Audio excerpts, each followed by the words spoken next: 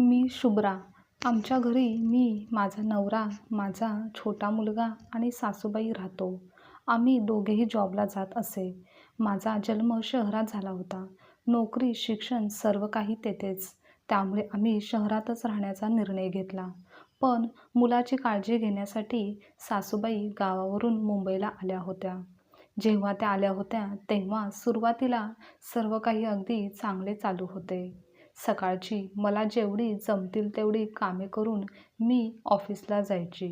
त्यानंतर थोडी राहिलेली कामे सासू करत असे. माझा मुलगासुद्धा छान त्यांच्याकडे रमला होता. असेच काही महिने गेले.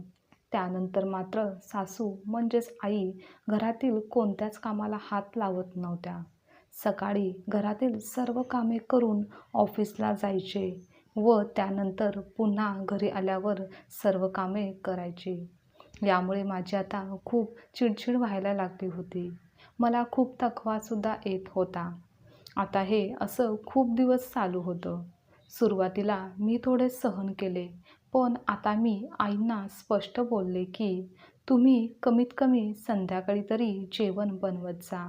घरामधील सर्व करून जायचे आणि ऑफिसमधून आल्यानंतर सुद्धा पुन्हा कामाला लागायचे. हे मला आता जमत नाही.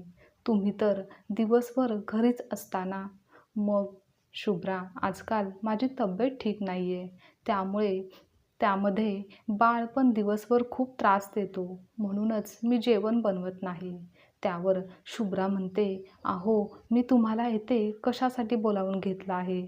काहीतरी तुमची मदत होईल म्हणूनच ना. तर उलटच आहे. तुमचेच सर्व मला करायला लागत आहे. काम कमी होण्याऐवजी कामे तर आता वाढलीच आहेत. त्यापेक्षा तुम्ही गावी गेलात तर बरं होईल. मी आजच तुमच्या मुलाशी बोलून घेते आणि शुभ्रा तिच्या नवऱ्याशी बोलते. तर तो नवरा बोलतो की अगं, जर आई गावी गेली तर आपल्या मुलाकडे कोण लक्ष देणार? त्याची काळजी कोण घेणार?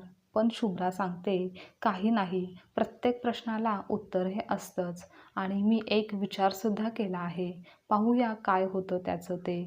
आणि मी सून आहे म्हणून सर्व काही मीच केलं पाहिजे असे काही नाही. आणि मग 2च दिवसात आई गावी जाते. त्यानंतर शुभ्राच्या एका ओळखीच्या व्यक्तीने एका पाळणाघराचा पत्ता व फोन दिलेला असतो. त्यावर ती फोन करते आणि भेटायला सुद्धा जाते. सर्व बोलणे होते. सर्व काही बोलून मुलाविषयी सर्व काही सांगून ठरवून उद्यापासूनच ती आपल्या मुलाला त्यांच्याकडे सोडायला तयार होते आणि सोडून घरी येते. आता दुसऱ्या दिवसापासून ती सकाळी सर्व कामे आवरून ऑफिसला जाण्यापूर्वी मुलाला पाळणाघरात सोडते. त्यांना त्यांच्या खाण्याच्या, झोपण्याच्या वेळा सांगते आणि व्यवस्थित काळजी घ्या असे सांगून मोठ्या विश्वासाने तेथून बाहेर पडते. दिवसातून जसे जमेल तसं एकदा दोनदा पाळणाघरातील मीराशी ती बोलत असते. मुलांची चौकशी करत असते. अधूनमधून त्याच्यासोबतही बोलते आणि संध्याकाळी येताना आपल्या मुलाला घेऊन ती घरी येत असते. पाळणाघरात बाळाला सोडून आता 2-3 महिने झालेले होते. सर्व काही अगदी व्यवस्थित चालू असते. पण हल्ली काही दिवस झाले आपला मयंक खूपच आळशी, सुस्त झाला आहे. नेहमी तो थकलेला दिसत होता व पटकन झोपेसुद्धा जात होता. चेहऱ्याचा कलरसुद्धा फारसा बदललेला होता. हे आता माझ्या लक्षात आले होते. म्हणूनच मी लगेच पाळणाघरातील मीराला फोन केला. मयंकबद्दल झालेला बदल तिला सांगितला. तो हल्ली खूपच थकलेला असल्याचे सांगितले. पण त्यावर मीराने सांगितले, काही नाही मॅडम, तो दिवसभर खूपच मस्ती करतो, खेळतो, त्यामुळे तो लवकर झोपी जात असेल. यावर मी सुद्धा सुरुवातीला थोडा विश्वास ठेवला, पण मनात काहीतरी विचित्र गोंधळ चालू होता. असेच अजून काही दिवस गेले. जेव्हा ऑफिस सुटून मी मयंकला घेऊन घरी जायची तर तो पूर्ण थकलेला, अशक्त वाटत असे व जेव्हा खाली काही खायला द्यायचे त्यानंतर तो पुन्हा झोपी जायचा. म्हणून मी पुन्हा मीराला फोन करून याबाबत विचारले, तर दरवेळेसप्रमाणे ती काही ना काही वरवरची उत्तरे द्यायची व विषय टाळत असायची. हे आता माझ्या चांगलंच लक्षात आलं होतं. त्या दिवशी मी बाळाला पाळणाघरात सोडलं आणि घरी आले. आज मला दुपारनंतर ऑफिसला जायचे होते. मयंकला सोडून मी घरी आले तरी त्याच्यातील झालेला बदल, त्याचे वागणे मला अस्वस्थ करत होते. तेच तेच विचार मनात येत होते. मग मी दुपारी ऑफिसला जाण्यासाठी बाहेर पडले आणि ऑटो पकडली. पुढे जाऊन एका सिग्नलवर गाडी थांबली. चुकून माझी नजर रोडच्या बाजूला गेली तर तेथे एक बाई मुलाला घेऊन भीक मागत होती. त्याला पाहून तो मयंकच मला वाटला, पण स्पष्ट काही दिसत नव्हतं. तरीही मी पटकन मीराला फोन लावला आणि मयंकशी बोलायचे आहे असं सांगितलं. तर ती बोलली की तो झोपला आहे. तो उठला की फोन करतो असे सांगून तिने फोन ठेवून दिला. हे ऐकून मला मनातून एक विचित्र अस्वस्थपणा जाणवत होता.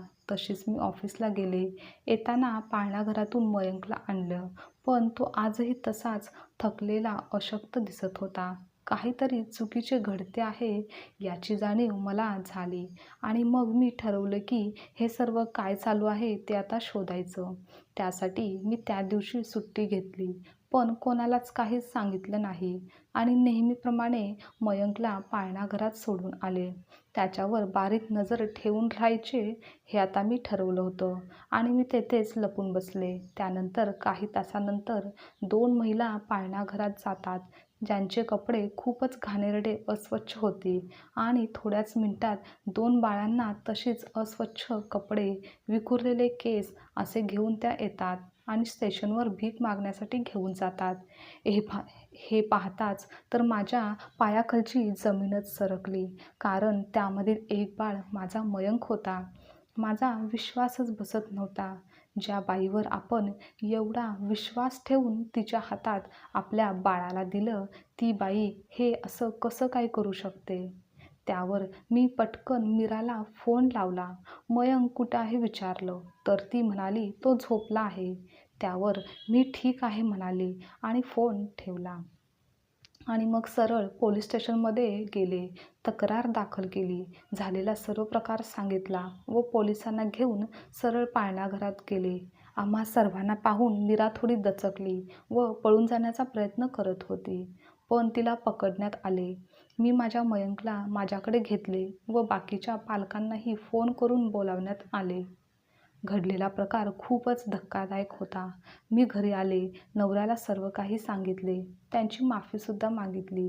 आज मला खूप पश्चाताप होत होता. माझ्याच नजरेत मी चुकीची वाटत होते. आता ठरवले की यापुढे अशी चूक कधीच करणार नाही. त्यानंतर आईंना गावावरून बोलावून घेतले. त्यांनाही सर्व प्रकार सांगितला, त्यांची माफी मागितली व येथेच राहण्यासाठी त्यांना आग्रहसुद्धा केला. त्यांनीसुद्धा कोणताही मनात राग न ठेवता मोकळ्या मनाने आमच्या इथे त्या राहायला लागल्या. आता मला माझ्या मुलाची चिंता वाटत नाही, कारण तो आपल्याच घरी, आपल्याच व्यक्तीकडे सुरक्षित आहे.